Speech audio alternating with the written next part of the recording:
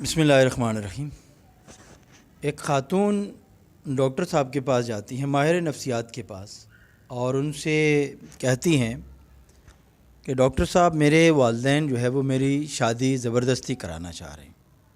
اور میں شادی نہیں کرنا چاہتی۔ ڈاکٹر نے وجہ پوچھی تو کہنے لگی کہ میں سمجھتی ہوں کہ میں اچھا کما سکتی ہوں، اکیلے رہ سکتی ہوں، فائنینشلی میں مضبوط ہوں، میں سمجھتی ہوں کہ مجھے شادی کی ضرورت نہیں ہے، کیونکہ شادی جس مقصد کے لیے کی جاتی ہے وہ میں سمجھتی ہوں کہ میرے لیے فضول ہے۔ تو ڈاکٹر نے اس سے جب اس کی بات سنی تو اس کو کہا کہ دیکھیں، شادی جو آپ کہہ رہی ہیں، آپ کی بات صحیح ہے کہ جو چیزیں ایک شوہر سے آپ کو مل سکتی ہیں، شادی کر کے جو آپ کو جو چیز، یعنی لازمی بات ہے شوہر آپ کو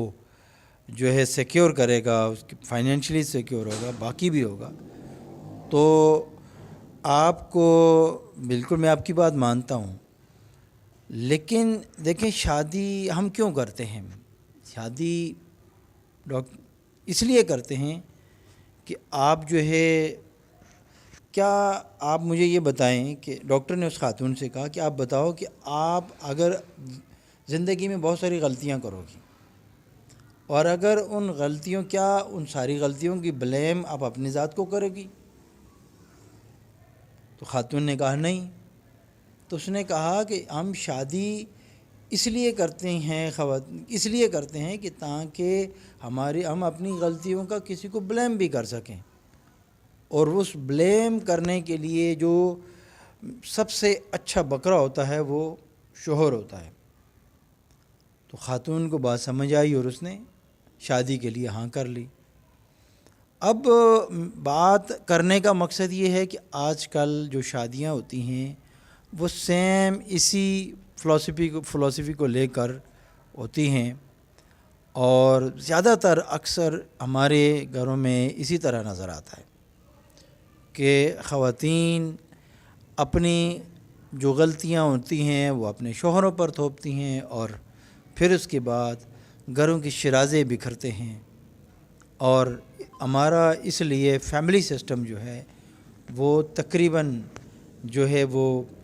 ٹوٹ چکا ہے، اور اب وہ ایک نیوکلیئر سسٹم جو ہم سوشیولوجی میں کہتے ہیں وہ پروان چڑھ رہا ہے